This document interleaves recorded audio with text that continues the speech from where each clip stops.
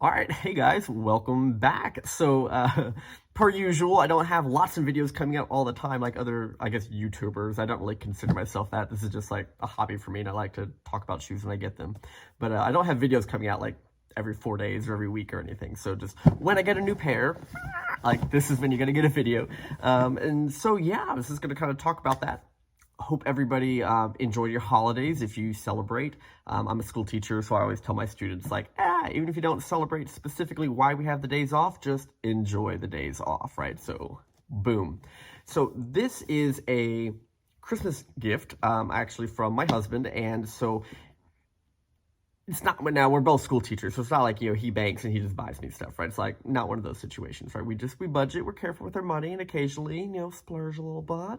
But we were in New York last summer, I guess this past summer, and came across a couple of pairs that I really liked. And in fact, I almost wanted to buy a pair while I was in New York just to be like, I bought them from the store, in New York, because, we have one of the Galleria. I guess it'd be the same as if somebody went to, like the actual original store in like Paris and like was like, I must buy a pair from here. It gives you a little nostalgic vibe. So point being is that there are sometimes what you would call seasonal sales at the boutiques, and they happen about twice a year. And with COVID the last couple of years, the dates have kind of wiggled a little bit, at least to my eyes. But the interesting thing is once you've bought a few pairs, you can actually kind of get on the early list email where you get a PDF of all the shoes that are going to be on sale and what the sale price is. It doesn't necessarily let you buy it early. I'm sure there's like a fancier list of people that does happen for, and I'm not that person yet. However, I do get the list like 4 days before the sale starts, so I can kind of look at it and be like, ooh, I like this. I can submit my email in and kind of get in the queue before like everybody else who might be able to do that. So point of the story is there's this cool pair I'm going to start unboxing for you, and I want to say it was around $1,100 originally. The sale usually is around 40% off, so I want to say it was like $600 and change.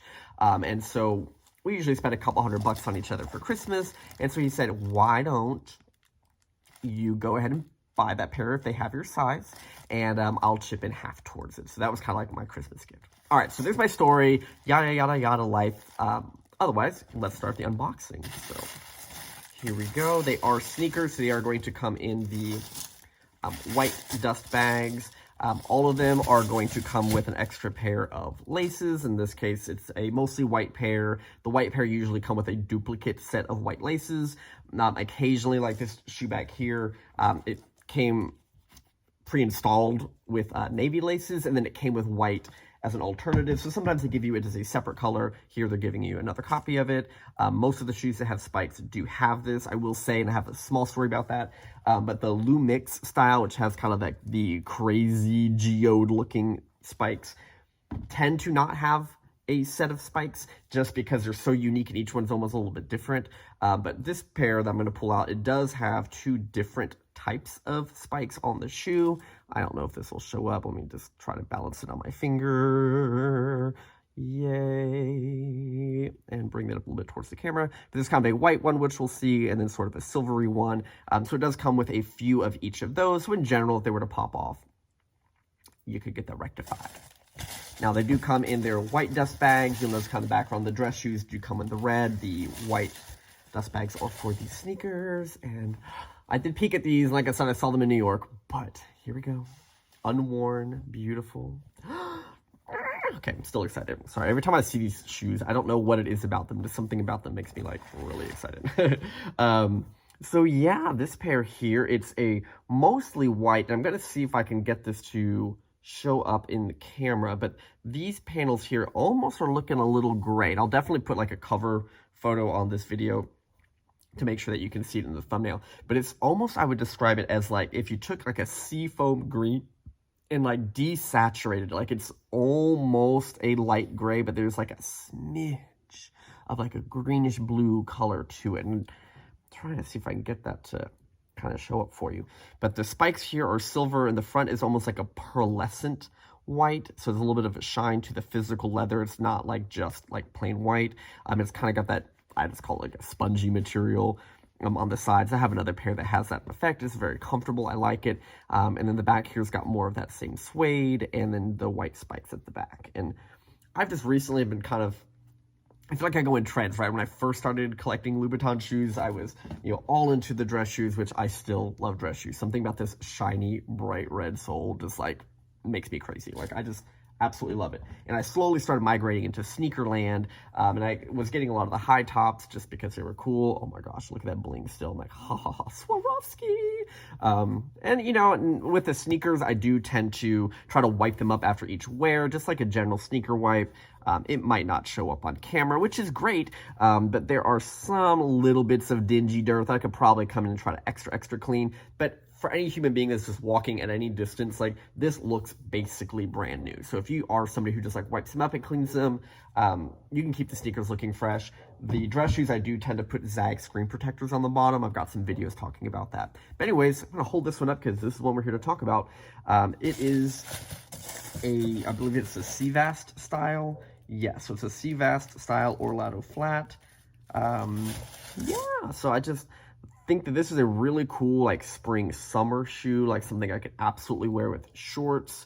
I find whenever I go out to, like, brunch places and they kind of got the spikes, somebody comments on them every time, like, those are cool, or where'd you get those? And I don't know, something about the unique cool shoe I'm sold on. Like, I mean, for example, I'm wearing Express, like, I mean, you may think that's fancy. I don't think it's that fancy. But I tend to just kind of buy very, like, generic, nice-fitting clothes at, conservative prices when things are on sale. And so then I like to splurge on the shoes and kind of make them, like, the pop in the outfit. But yeah, I'll just kind of show that to you again and hold this up. But yeah, I just really, really like this pair. Something about it just spoke to me. It was like a little more something than that plain white, and just kind of the way the spikes were placed on there. It's a really cool sneaker, so I'm super excited about it. But yeah, I don't really want to blab all video. The only other thing I was going to point out, because I did mention that, with these, I was able to reach out to the sales associates. Now, because they're in New York City, depending on the state you're in, if you happen to buy, like when I, contacted the store in New York, if you happen to be in a state that doesn't have sales tax, then you don't pay the tax on them because New York doesn't have, like, sales tax on the items when you go to buy them.